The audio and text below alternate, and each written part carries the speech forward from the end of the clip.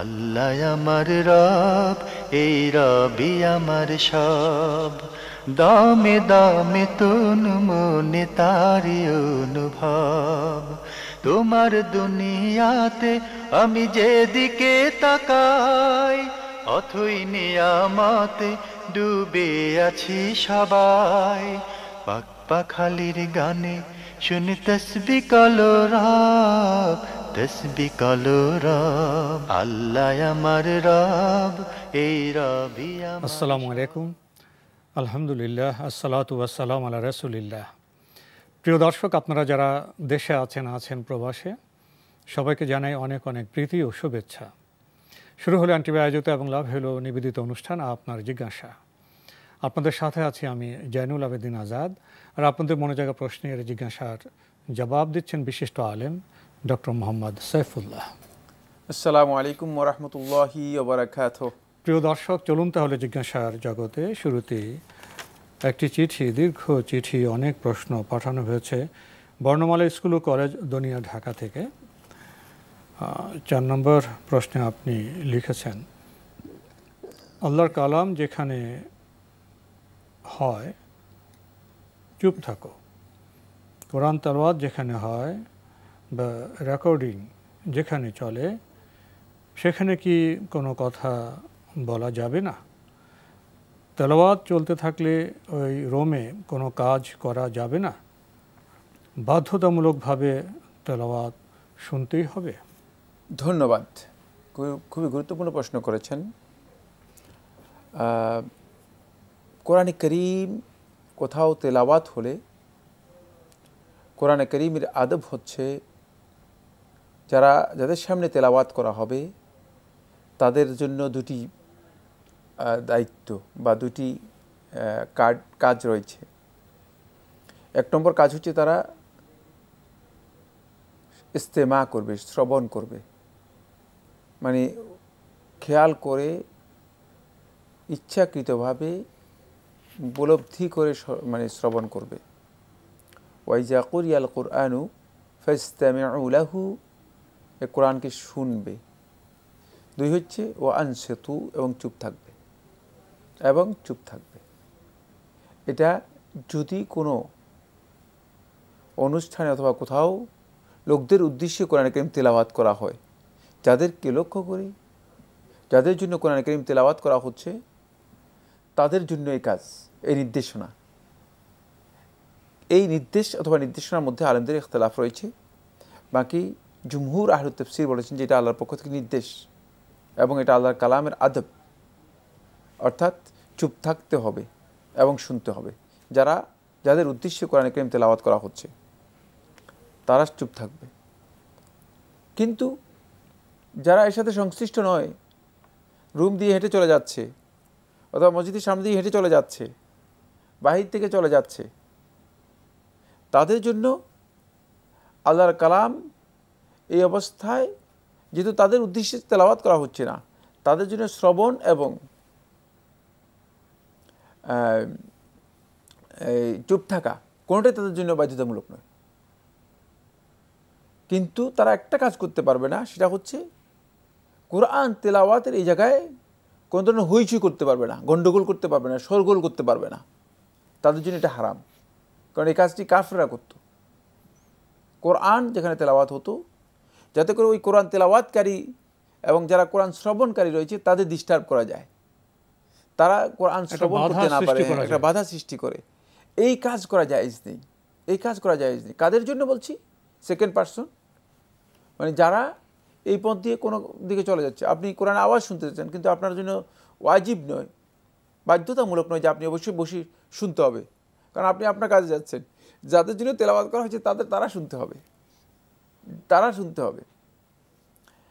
3 নম্বর হচ্ছে সেটা হলো কোরআনে করিমের রেকর্ডার, কোরআনে করিমের প্লেয়ার অথবা মানে মোবাইল, কম্পিউটার, আদার্স ডিভাইসের মধ্যে কোরআনে করিমের তেলাওয়াত চলছে, কোরআনে করিমের তেলাওয়াত একজন দিয়ে রেখেছেন। সেক্ষেত্রে শুধুমাত্র মানে আপনার জন্য, যদি আপনি প্রয়োজন মনে করেন, আপনি চুপ থাকবেন, আপনি অন্য যে কোনো কাজ করতে পারবেন। কোরআন তেলাওয়াতের সম্মানার্থে মর্যাদার্থে আপনি শুধুমাত্র চুপ থাকবেন, আর আপনি অন্য যে কোনো কাজ করতে পারবেন। কেউ যদি শুনে তিনি শুনতে পারেন, কিন্তু কেউ যদি না শুনে তাহলে উচিত নয় শুধুমাত্র রেকর্ডার চালু করে দেয়া। অন্ততপক্ষে যিনি চালু করেছেন তিনি শুনতে হবে, কারণ এটা কোরআনে কারীমের অবমাননা, কোরআনের তিলাওয়াতের অবমাননা, কালামুল্লাহের কেরাতের অবমাননা। সুতরাং একেবারেই ঘরের মধ্যে, ফাঁকা ঘরের মধ্যে কোরআনে কারীমের তেলাওয়াত ছেড়ে দিয়ে কেউ শুনবে না, এই কাজটি শুদ্ধ নয়। সেক্ষেত্রে অন্তপক্ষে যিনি চালু করেছেন তিনি শুনবেন, আর বাকি ঘরের যারা আছে তারা তাদের কাজ করতে কোনো বাধা নেই, তারা যে কোনো কাজ করতে পারবেন, এবং তারা যদি কথা বলার প্রয়োজন হয় তারা কথাও বলতে পারবেন। কিন্তু যদি এমন আওয়াজ হয় যে একেবারে একই রুমের মধ্যে দিয়ে রেখেছে, মানে কোরআনে কারীমের তেলাওয়াত হচ্ছে, সেখানে শোরগোল করতেছে, এটা জায়েজ হবে না। সেখানে অবশ্যই তাদের আদব হবে আল্লাহর কালামের সাথে, এই তাআদ্দুবান লিকিতাবিল্লাহ, আল্লাহর কিতাবের শিষ্টাচার রক্ষার্থে তারা সেখানে চুপ থাকবে, আদব রক্ষা করতে হবে, এই আদব রক্ষা করতে হবে। তারা সেখানে চুপ থাকবে, তারা কিন্তু মানে কোরআন কারীমের আদব নষ্ট করতে পারবে না, যেহেতু কোরআন তেলাওয়াত করা হচ্ছে, অন্যথা বন্ধ করে দিবে। আরেকটা পয়েন্ট রয়ে গেছে, সেই পয়েন্টটা হচ্ছে এই, অনেক ঘরের মধ্যে ব্ল্যাক ম্যাজিক, কালো জাদু, জিনের আসর ইত্যাদি, বিভিন্ন মন্ত্রতন্ত্র ইত্যাদির প্রভাব অথবা খারাপ কিছু প্রভাব দেখা দেয়। ফলে দেখা যায় যে অনেকে সেখানে সূরাতুল বাকারা তেলাওয়াত করেন, অথবা তেলাওয়াত নিজে না করতে পারলে কোরআনে কারীমের তেলাওয়াতটা কি করেন, রেকর্ডটা মানে ছেড়ে দেন, রিপ্লে অথবা প্লে করেন। যে এই ক্ষেত্রে যদি কেউ নাও শুনে, তাহলে এই উদ্দেশ্যে যদি কেউ চালু করেন তাহলে তার জন্য সেটা জায়েজ রয়েছে, কারণ তার উদ্দেশ্যটা এখানে স্পষ্ট। উদ্দেশ্য হচ্ছে যাতে করে এখানে যে কুপ্রভাবটা আছে সেটা কি হয়, দূর হয়। কারণ কোরআনে কারীম তো ইস্তেশফা করা যায়, কোরআনে কারীম দিয়ে মানে শাফা মানে আরোগ্য লাভ করা, এই সমস্ত মানে প্রভাব থেকে উপকৃত হওয়া এটা জায়েজ, এটা সাব্যস্ত হয়েছে। কোরআনকে শেফা বলেছেন, শেফা লিমা ফিস সুদূর, মানুষের অন্তরের মধ্যে যা কিছু আছে সমস্ত রোগের জন্য এটা শেফা। সুতরাং এই দিক থেকে যদি কেউ কোরআনে কারীমকে এই উদ্দেশ্যে তিনি কি করেন, রেকর্ড করেন এবং এই উদ্দেশ্যে তেলাওয়াত চালু করেন অথবা রিপ্লে করেন, তাহলে তার এটা জায়েজ হয়েছে। এর জন্য কেউ যদি না শুনে তাহলে গুনাহগার হবে না।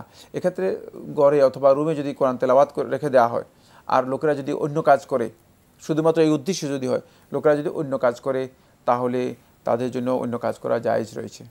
জি, আমরা বিস্তারিতভাবে জানলাম বিষয়গুলো সম্পর্কে। প্রিয় দর্শক আরও লিখেছেন, ভাত খাওয়ার সময় গ্লাস ডান হাতে ধরলে ঝোল লেগে গ্লাস নষ্ট হয়ে যাবে, তাহলে কিভাবে গ্লাস ধরবো দয়া করে দেখাবেন। ডান হাতে গ্লাস খেতে হবে, ঝোল লাগাবে কেন? হাতে ঝোল লাগালেই তো তাহলে আপনি বাম হাতে ধরে ডান হাত লাগিয়ে খেতে পারবেন, ডান হাত দিয়ে খাবেন। আরও লিখেছেন, খুবই সহজ কথা, কিছুই না, ঝোল লাগবে কেন? পেশাবের সাথে সব সময় মজি বের হওয়াটা কি স্বাভাবিক? না, স্বাভাবিক নয়, এটা রোগ। যদি কারো পেশাবের সাথে সবসময় মজি বের হয়ে থাকে তাহলে এটা রোগ মনে করতে হবে। পেশাবের সাথে মজি বের হয় না। যদি কোনো কারণে বের হয় তাহলে তিনি উজু করবেন, আর কিছু করতে হবে না, গোসল করতে হবে না তাকে। তিনি ডাক্তারের সাথে আলাপ করবেন, তা তো মানে চিকিৎসা তো আরেক বিষয়, আমি চিকিৎসা দিচ্ছি না, আমি বলতেছি যে এখানে তাকে গোসল করতে হবে না, গোসল করার প্রয়োজন নেই, উজু করলে যথেষ্ট করলে হবে। আমরা জানলাম বিষয়গুলি সম্পর্কে। প্রিয় দর্শক আরও লিখেছেন, মুসল্লির হক সেজদা পর্যন্ত, এর বাইরে দিয়ে গেলে কোনো ব্যক্তির গুনাহ হবে না। প্রশ্ন হলো, মুসল্লির কি গুনাহ হবে যেহেতু সে সূত্র ছাড়া সালাতে দাঁড়িয়েছে? সূত্র কেমন হতে হবে, দৈর্ঘ্য প্রস্থ? সূত্র কি সেজদার জায়গা বরাবর রাখতে হয়? সূত্র কি সেজদার জায়গায় না একটু সামনে রাখতে হয়? মক্কা মদিনায় মসজিদেও কি সূত্রা দিয়ে মুসল্লির সালাতে দাঁড়াতে হবে? যদি সূত্র না পাওয়া যায়, মুসল্লি কি অলওয়েজ সূত্রা ক্যারি করবে? সূত্রা নিয়ে কিছু তারাত্তর মানে বাড়াবাড়ি প্রশ্ন, অতিরঞ্জন প্রশ্নের মধ্যে রয়েছে। ইসলাম সহজ, এখানে কেন বাড়াবাড়ি করতে চাচ্ছেন? মানে সূত্রা সারাক্ষণের তো প্রয়োজন নেই। সূত্রা হচ্ছে শুধুমাত্র এই ফরজ সালাতের মধ্যে, ফরজ সালাতের সূত্রা ইমামের, ঠিক না? মসজিদে সালাত তো একটাই, ফরজ সালাত। খুব সহজ বিষয়টাকে কেন এত মানে ভয়ঙ্কর একটা কঠিন রূপ দিয়েছে? আপনি ইমামের পিছনে সালাত আদায় করবেন, সূত্রা হচ্ছে ইমামের সূত্রাই সূত্রা, আপনার আর কোনো সূত্রা নেই।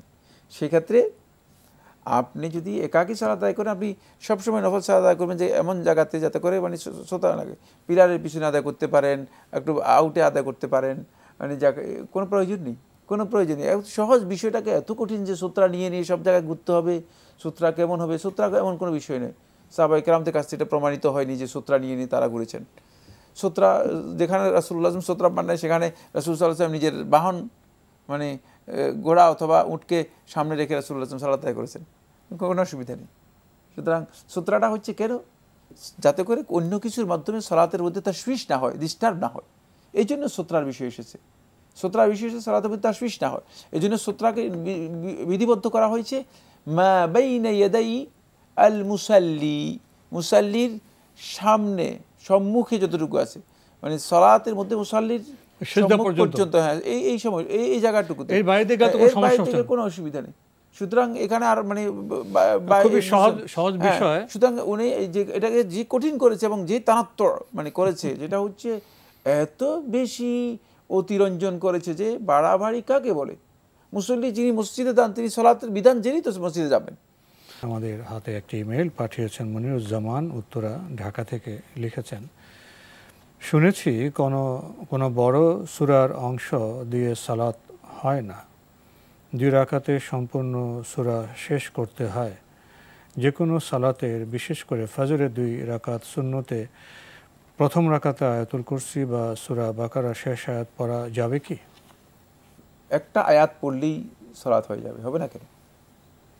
একটা আয়াতের মানে পড়লেই আপনার সালাত হয়ে যাবে। সূরা ফাতিহা হচ্ছে এখানে অব্লিগেটরি, বাধ্যতামূলক। সূরা ফাতিহা যদি বাদ পড়ে তাহলে সালাত হবে না।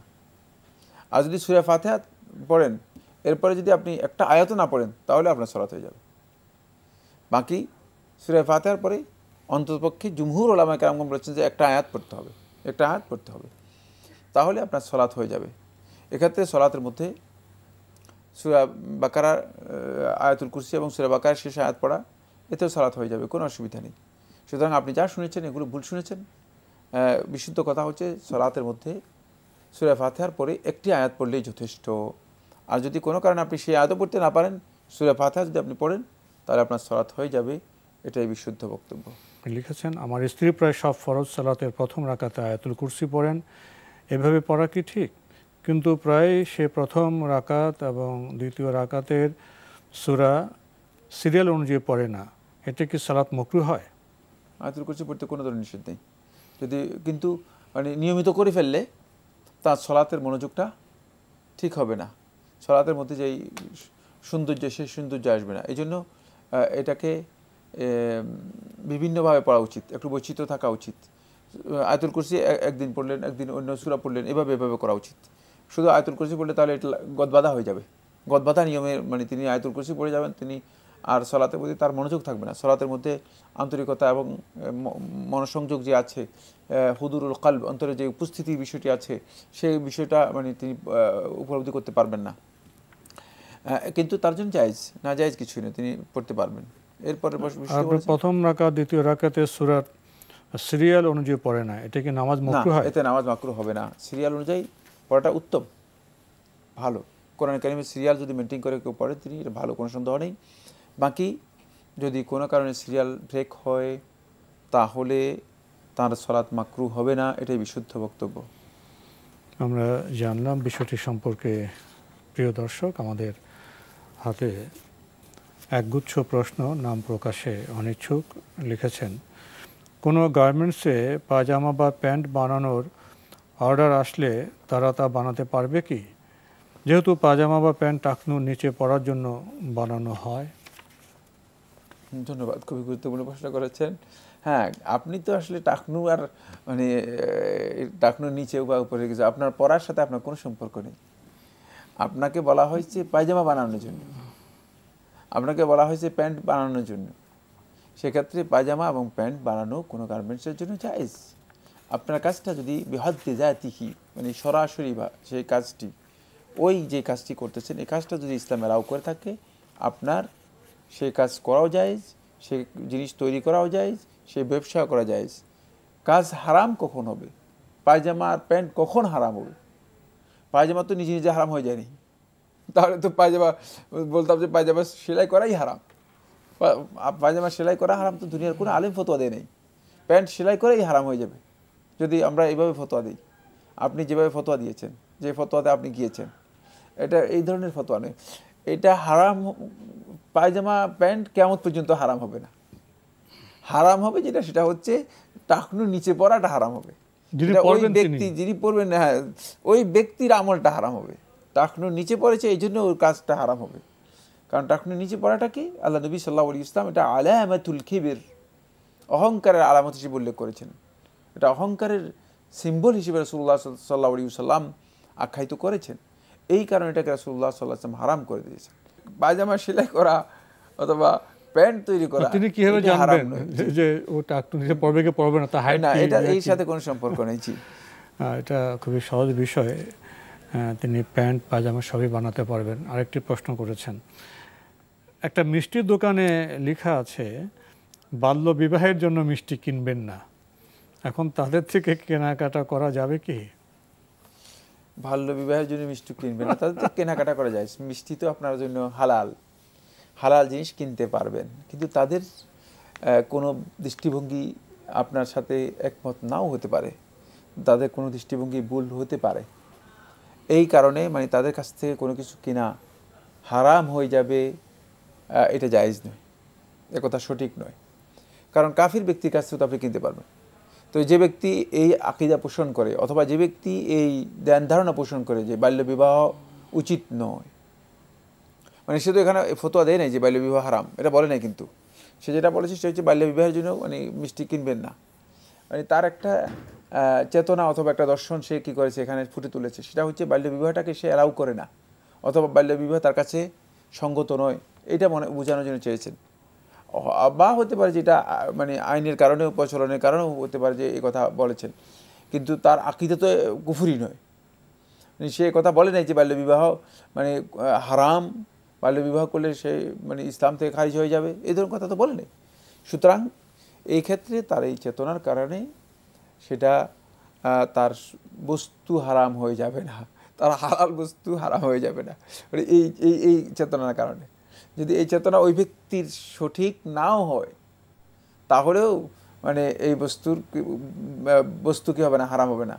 আর যদি এই ব্যক্তি এই চেতনা পোষণই করে না, কিন্তু সে হয়তো একটা ফরম্যাটের জন্য মানুষদেরকে মানে জানানোর জন্য একটা কী করেছে, এই একটা সাইনবোর্ড দিয়ে দিয়েছে, একটা পোস্টার দিয়ে দিয়েছে যে বাল্য বিবাহ কিনবেন না, তাহলে এক্ষেত্রে এটা কোনো ব্যক্তির আকীদা নয়। এই ব্যক্তির একটা সাইনবোর্ড দেখেই মনে করবেন না যে তার দোকান থেকে জিনিস নেওয়া হারাম, এই লোকটা কাফের হয়ে গিয়েছে বা এর উপর ফতোয়া দেওয়া যাবে, খবরদার। কারণ সাইনবোর্ডের উপর নির্ভর করে মানুষ মানে কাফের এবং মুমিন এটা সাব্যস্ত করবেন না। সাইনবোর্ড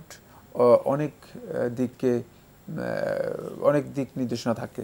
সাইনবোর্ড কখনো কখনো দোকান ব্যবসায়িক কারণে দিতে হয়, কখনো কখনো সামাজিক কারণে দিতে হয়। সাইনবোর্ডের অর্থ এই যে তিনি কুফরি করে ফেলেছেন অথবা হারাম ঘোষণা করেছেন না, মিষ্টি কেনা যাবে না, মিষ্টি কেনা যাবে না, এই বক্তব্য সঠিক নয়। তো আজকে আমাদের এখানে শেষ করতে হচ্ছে। আপনাকে অনেক ধন্যবাদ।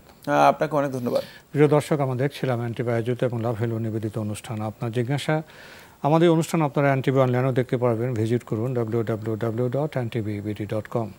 এছাড়া ইউটিউবে এবং আমাদের ভেরিফাইড ফেসবুক পেজে অনুষ্ঠান দেখতে পারবেন। বিয়ে, সুন্দর বিবাহ, বাল্য বিবাহ, কত রকমের বিবাহ, বিবাহ নিয়ে যৌতুক হয়, বিবাহ নিয়ে উপহার হয়, কত চিত্র আমাদের সমাজের। আমাদের চিত্র যেন সঠিক হয়, ইসলাম সম্মত হয়, সেদিকেই আমাদের নজর দিতে হবে। আবার এক বিষয়ে অন্য বিষয়ে আরোপ করা, মিষ্টি কিনবেন না, এটাও এই কেমন বিচিত্র বিষয় আমাদের সমাজে লক্ষ্য করা যায়। আমাদের জানতে হবে, বিষয়গুলো উপলব্ধি করতে হবে এবং যেটা সঙ্গত সে কাজটাই আমাদের করতে হবে। প্রিয় দর্শক, চিঠি লিখুন, প্রশ্ন পাঠান আমাদের ঠিকানায়। পরিচালক আপনার জিজ্ঞাসা, এনটিভি, বিএসসিসি ভবন, 7ম তলা, 102 কাজী নজরুল ইসলাম অ্যাভিনিউ, কারওয়ান বাজার, ঢাকা 1215।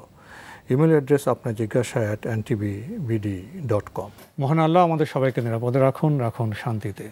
আসসালামু আলাইকুম। আল্লাহ আমার রব, এই রবি আমার সব, দামে দামে তুন মনে তারি অনুভব।